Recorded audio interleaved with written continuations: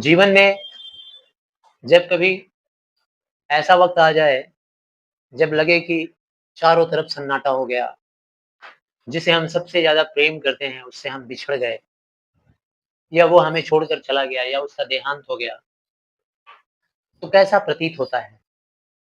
लगता है सब कुछ उजड़ गया, जीवन में अब कुछ शेष नहीं रह गया।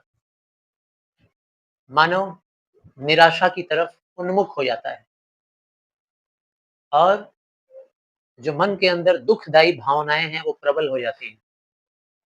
जीवन जीने की इच्छा नहीं रह जाती है। ऐसे में आवश्यकता होती है एक ऐसे मनोबल की, एक ऐसे सोच की कि जीवन सिर्फ वहीं तक शेष नहीं है जिसे हम प्रेम करते थे।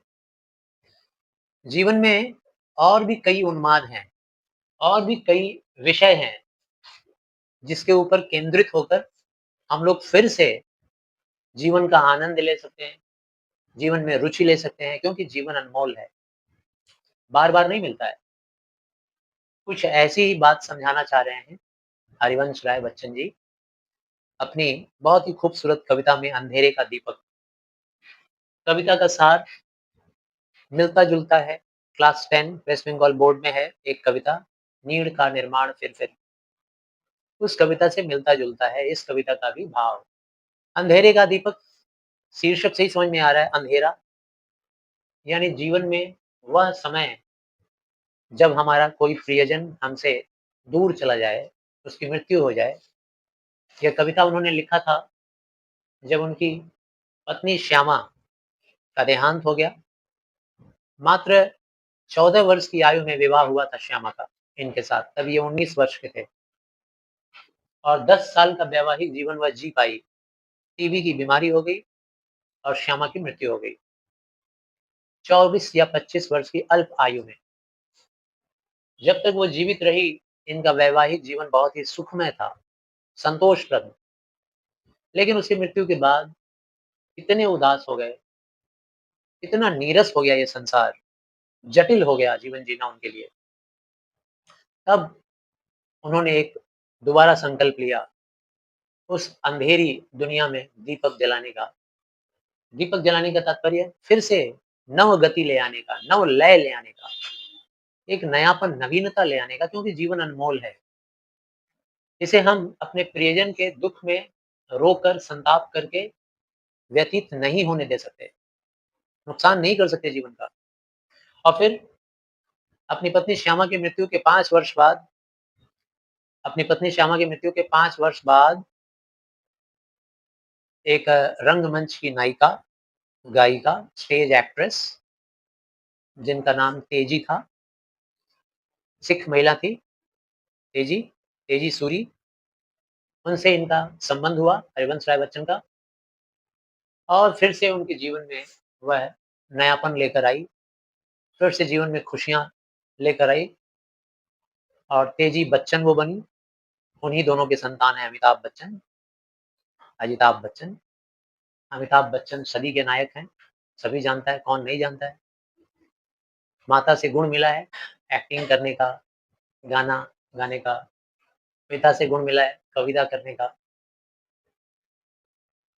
तो अंधेरे का दीपक शीर्षक के बारे में मैं बात कर रहा था, तो अंधेरे का तात्पर्य है दुखमय जीवन, दुःख से भरा हुआ जीवन, किसी अपने के चले जाने पर और दीपक का तात्पर्य जैसे अंधेरे का सीना चीरती हुई दीपक की रोशनी कमरे में या किसी स्थान पर उजाला कर देती है, वैसे ही जीवन में एक नया व्यक्ति, एक नई सोच, एक नई गति मायूस जीवन को भी प्रज्वलित कर देती है, उजाले से भर देती है।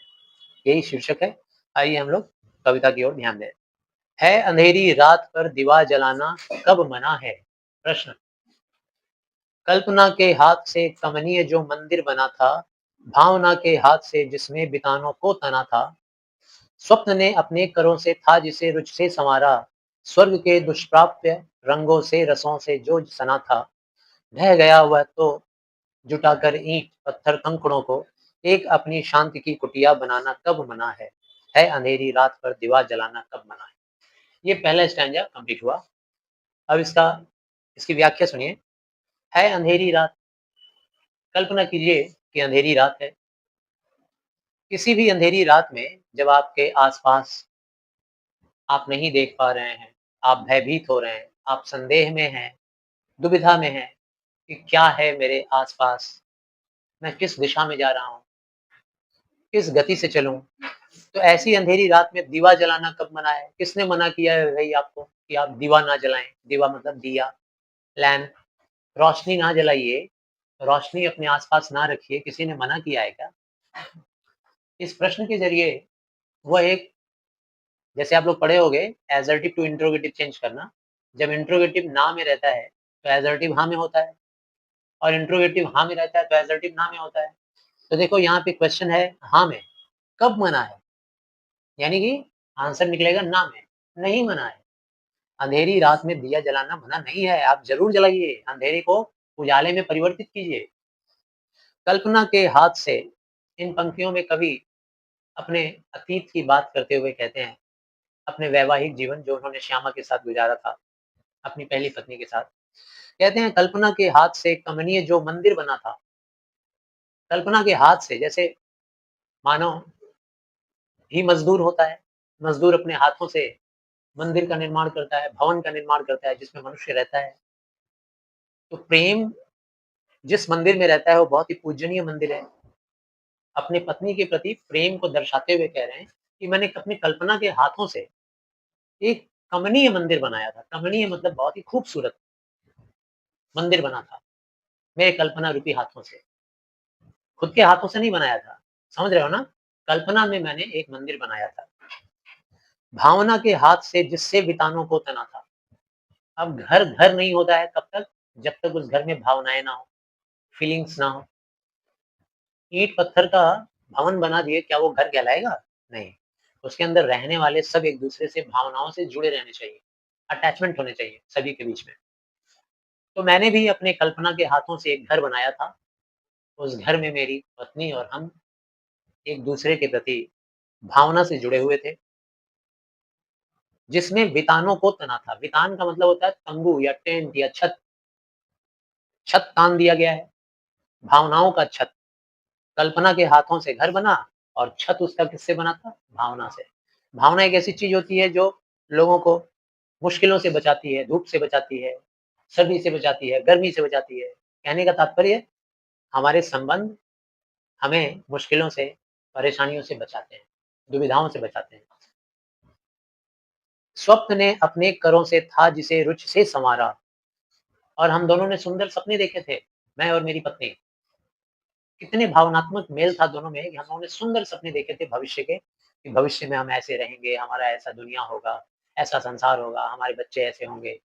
कितना सुंदर सपना हम लोगों ने सँवारा था, रुचि से सँवारा था, बड़े इंटरेस्ट के साथ।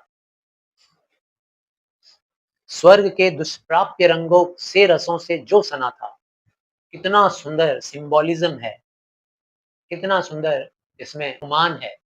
आप लोग उपमेय और उपमान जानते होंगे, उपमा अलंकार का इस्तेमाल किया गया है। यानी पति-पत्नी के उस संबंध को घर और भवन के साथ तुलना किया गया है।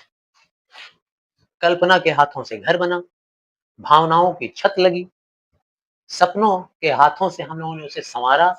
जैसे घर बन जाता है तो पति-पत्नी क्या करते हैं भई अपने हाथों से सँवारते हैं, सोफ़ा यहाँ रखो, टीवी यहाँ लगाओ, ठीक है ना? ये डाइनिंग टेबल यहाँ रहना चाहिए, घर में ऐसा पेंटिंग होना चाहिए, हॉल रूम में ये पेंटिंग होना चाहिए, ये डेकोरेशन का चीज़ यहाँ दीवार पे लगाओ, हाथों से रुचि से सँवारा।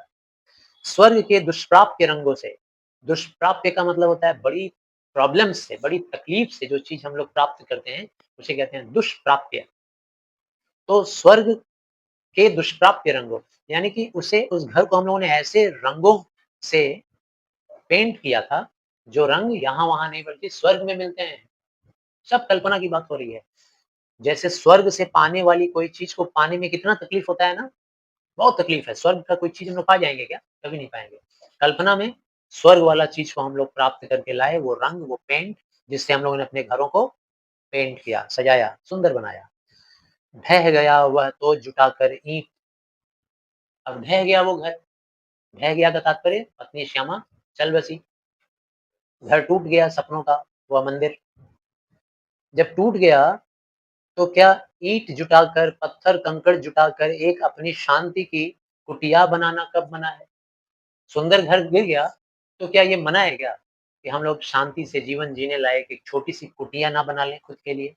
प्रेम तो अब रहा नहीं, जीवन में कम से कम शांति तो मिले, तो उसके लिए एक छोटी-सी कुटिया बनाने में क्या लगेगा? कंकड़ लगेगा, पत्थर लगेगा, ईंट लगेगा। किसी ने मना किया है क्या कि मेरे सपनों का घर टूट जाए तो हम ये ना बनाएँ? बनाने का पूरा हक है। है अंधेरी रात पर दीवा जलाना कब मना है? और फिर पहला लाइन फिर से रिपीट हुआ कि अगर अंधेरी रात जीवन में आ जाए, तो क्या दिया जलाना किसी ने मना किया है? फिर से रोशन अपने संसार को करें, अपने जीवन को रोशन कर दें, इसके लिए किसने मना किया है? आशा करते हैं पहला स्टैन्ज़ा क्लियर हुआ। आगे, ऐसा ही सारे स्टैन्ज़ाज़ में है। बादलों के अश्रु से धोया गया नवनील नीलम, का बनाया था गया मधुपात्र मनमोहक मनोरम। अब देखो यहाँ घर की बात से थोड़ी अलग बात होगी। अभी तक तो भवन निर्माण करने की बात हो रही थी। अब कुछ और बात होगा, किसी और चीज़ से तुलना होगा, किसी और चीज़ से समानता दिखला रहे हैं अपनी भावना का, अपनी पत्नी के प्रति। कहते हैं बादलों के अश्रु से धोया गया नवनील नीलम। नभ नील, नभ का मतलब आकाश, नभ नील मतलब नीला आकाश। नीलम, नीलम एक रत्न होता है, स्टोन होता है। लोग अंगूठी बनाकर पहनते हैं, लॉकेट बनाकर गले में पहनते हैं। नीलम, नीला रत्न। बादलों के अश्रु, अश्रु मतलब आँसू। तो कल्पना करो कि आकाश में घने बादल और वो बादल बरस गए, तो बरस गए, बरसने का तुलना किससे किया गया है? रो देने से, ठीक है? बादल अश्रु बनकर बह गया मतलब बारिश हो गई बादल की। जब अश्रु बनकर बादल बरस गया तो उसने धो दिया, क्या धो दिया? नवनील आकाश को धोकर उसने एकदम नीला आकाश बना दिया। पवित्र, प्योर, सुंदर आकाश बना दिया। नवनील नीलम, नीला आकाश किसके जैसा चमकने लगा अब? नीलम के समान, नीले रत्न के समान आकाश अब चमकने लगा है। बताइए क्यों नीला रत्न के जैसा चमकने लगा है? आकाश साफ हो गया, किसकी वजह से? बादल की वजह से। बादल आंसू बनकर बह चुके हैं, इसीलिए आकाश स्वच्छ हो गया है, नीला हो गया। कितना नीला? नीलम के जैसा। नीलम का बनाया था गया मधुपात्र मनमोहक मनोरम।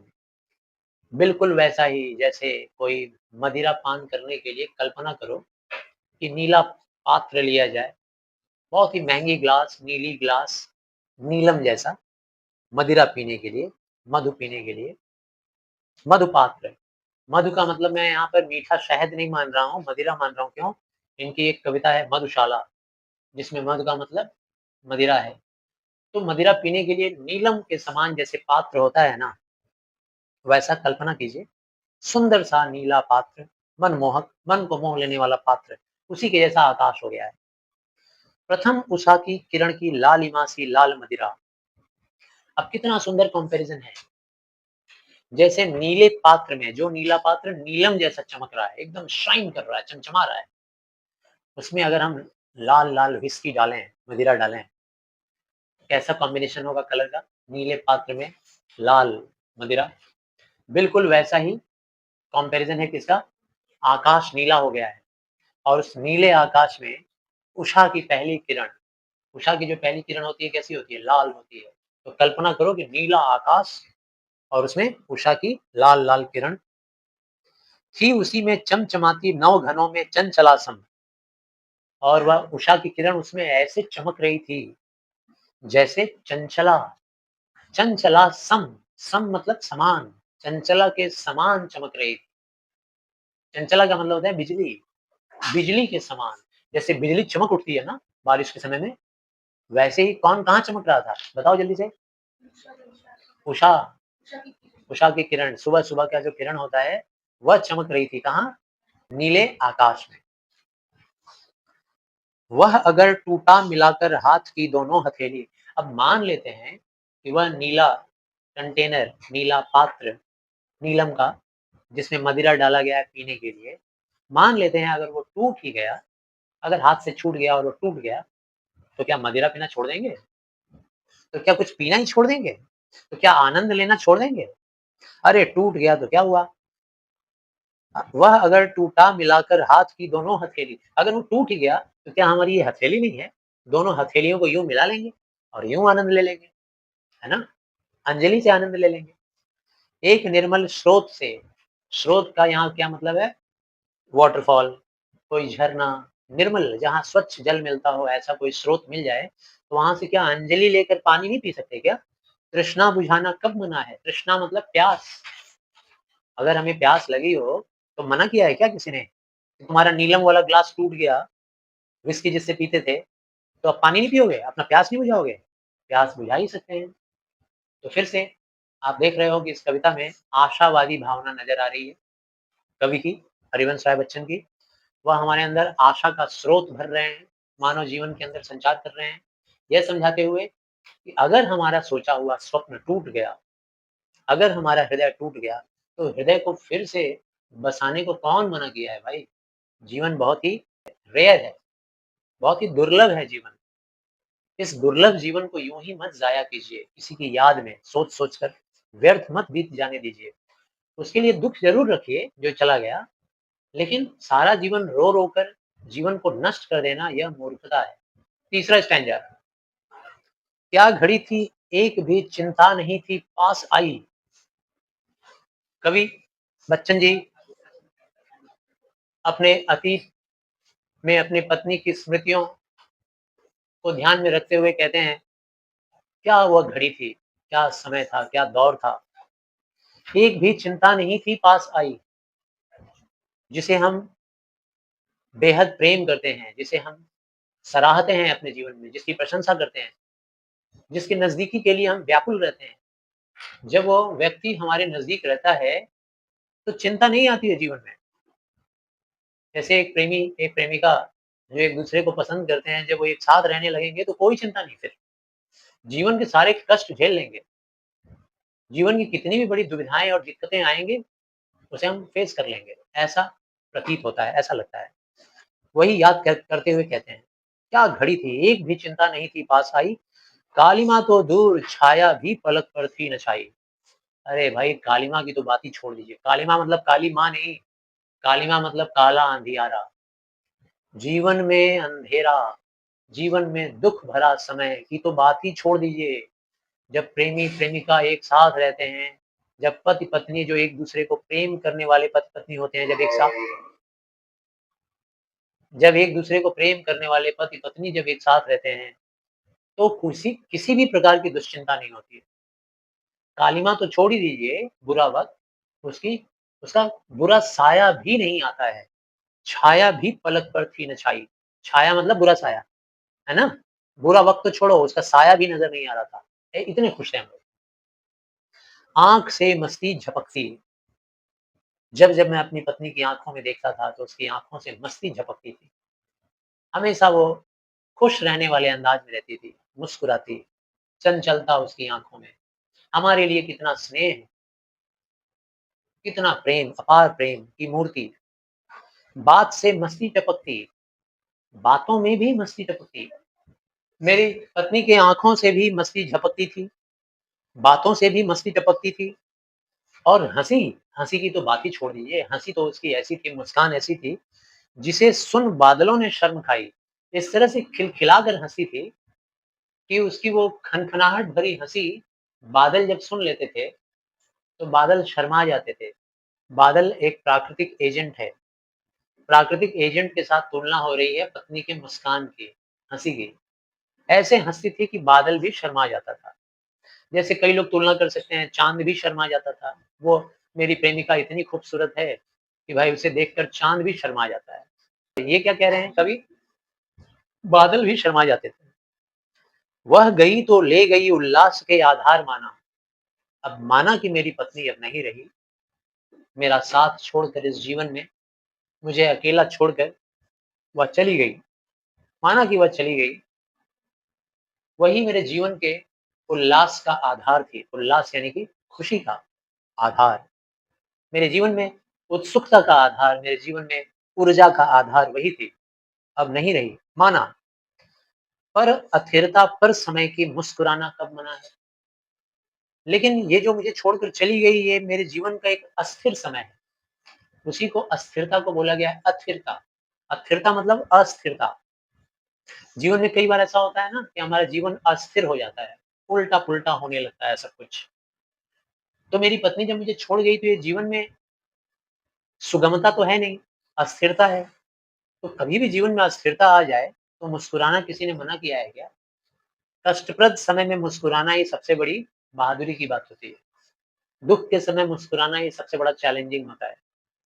तो कभी आशावादी होते हुए, अपने श्रोताओं के अंदर आशा का संचार करते हुए, लोगों में आशा भरते हुए कहना चाहते हैं कि जीवन में जब कभी ऐसा जीवन मोड़ पर आ जाए, तो उस निराशा से निकल कर आप आशा की ओर अग्रसरित होइए, आगे बढ़िए। है अंधेरी रात पर दीवा जलाना कब मना है। मानते हैं आपके जीवन में अंधेरा रात आ गया है, तो क्या हुआ? उसमें दिया जलाना तो मना नहीं है, खुश होना तो मना नहीं है।